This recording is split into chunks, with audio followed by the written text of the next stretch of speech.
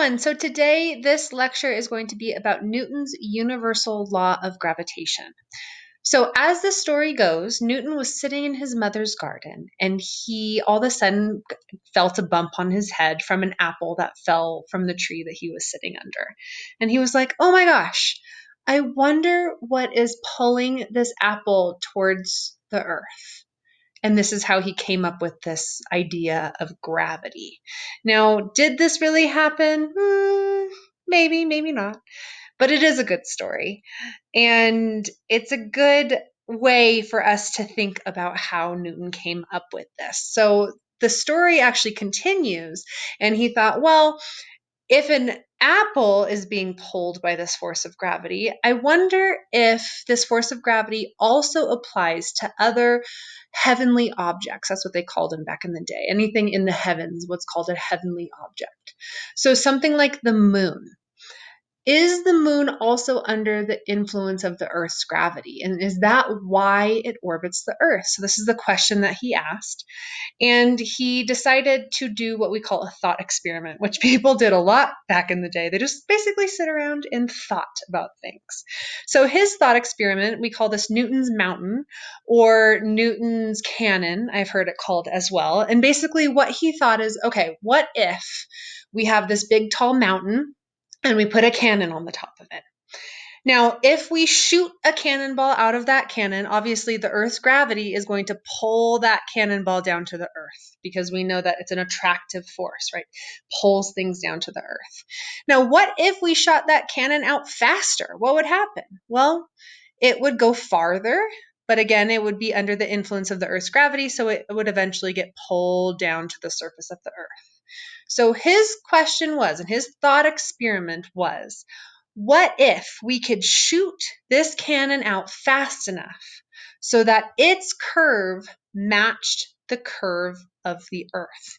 So instead of falling and hitting the ground like the other cannonballs did when they were shot at a lower velocity, if we could shoot this cannon out fast enough, it is falling towards the Earth, but the curve of the path, because it's traveling so fast, matches the curve of the Earth, and therefore it never actually hits the ground. So this was Newton's thought experiment. Now, if this was possible, of course, we can't shoot a cannon out that fast. It's very, very fast. But if this is possible, the cannon would then orbit the Earth. So Newton concluded that orbiting bodies like the moon are also affected by Earth's gravity, just like falling bodies on Earth. And thus, Newton's universal law of gravitation was born.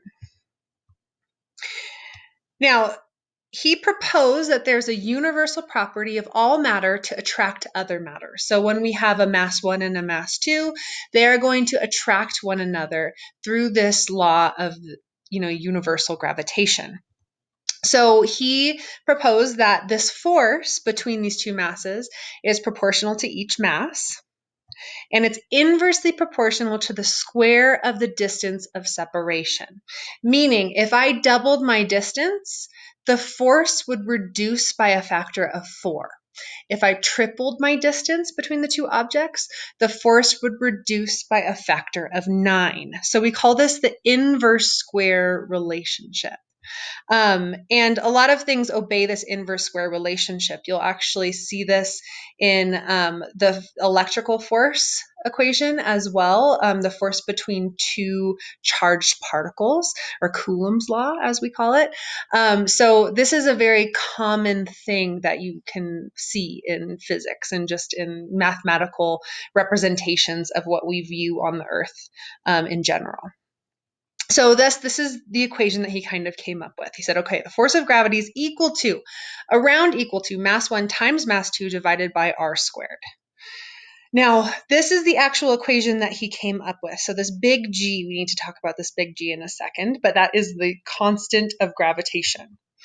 Now, this right here is that inverse square relationship. So see how when we get one r distance away, we can say our force of gravity is going to be a factor just F. And then when we get double the distance away, our force of gravity is now reduced by 4 times. When we get triple the distance away, our force of gravity is reduced by 9 times. So that's again what we call the inverse square relationship.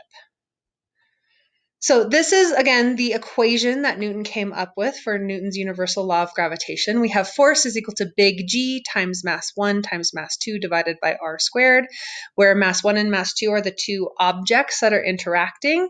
R is the distance between them, and if we're talking two planets like the sun and the earth or something like that, then it will be the distance from the center of the sun to the center of the earth. Now, the question is here, what about G? What is this G term, this constant of gravitation? So Newton knew that there had to be a constant in his equation that he came up with. And that constant had to be super, super, super, super, super, super small.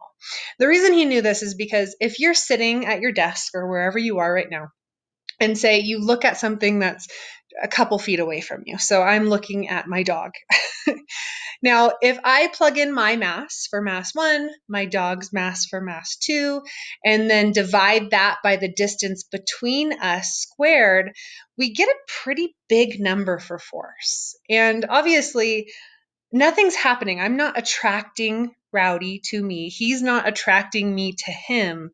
So that force between us, even though there is a gravitational force between us, because we both have mass, that force between us can't be that big. And that's what Newton was thinking. He was like, well, this force isn't that big because it's not like we're constantly pulling objects toward us, right? That would be crazy. It's like out of X-Men or something like that. But he knew that there was a force, but it had to be smaller. So that's why he was like, okay, there has to be a constant in my equation that's very, very, very, very, very, very small.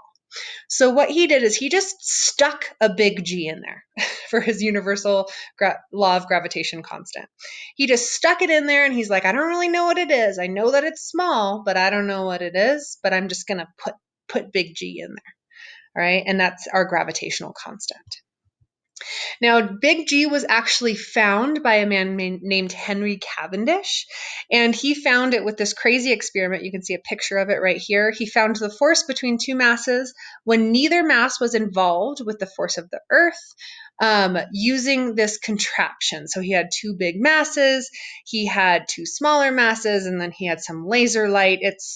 It's crazy. You can look up more about this if you would like to. I'm not going to go into big detail about it, but just know that it was found by Henry Cavendish, and the value for our big G gravitational constant is 6.67 times 10 to the negative 11th.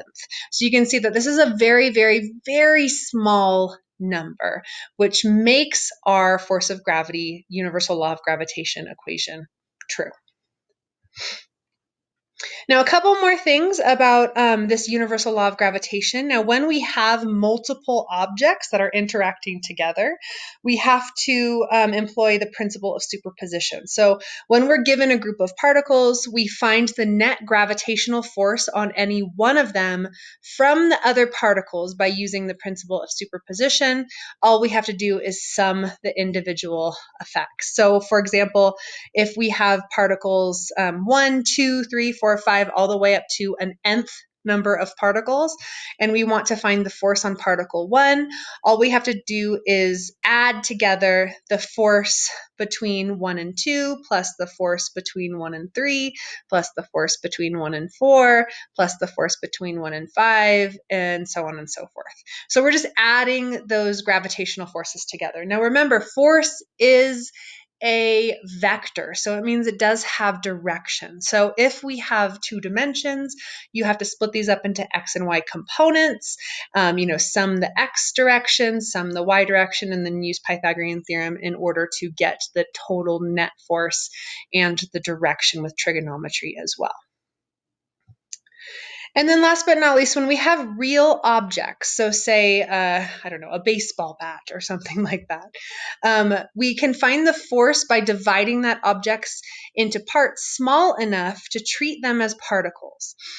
We can divide the extended object into differential parts of mass dm, and each producing a differential force df on the particle.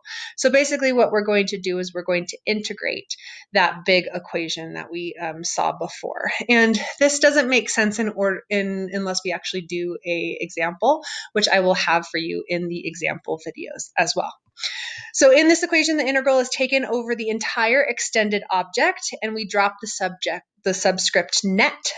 And if the extended object is a uniform sphere or spherical shell, we can avoid integration and assume that all of the object's mass is concentrated at the center. Like I said, when we get the force of gravity between the sun and the moon or something like that, we just take the distance between them, that r, we take to be center to center. So we don't have to do this. But if we have something like a baseball bat, and then we have something, on like the right-hand side of that baseball bat or whatever, and we're trying to find the force of gravity between these two objects, obviously one end of that baseball bat is farther away than the other end. So that's why this force of gravity is going to be different for each little mass dm. And like I said, this will make much more sense when we actually do an example for this type of problem.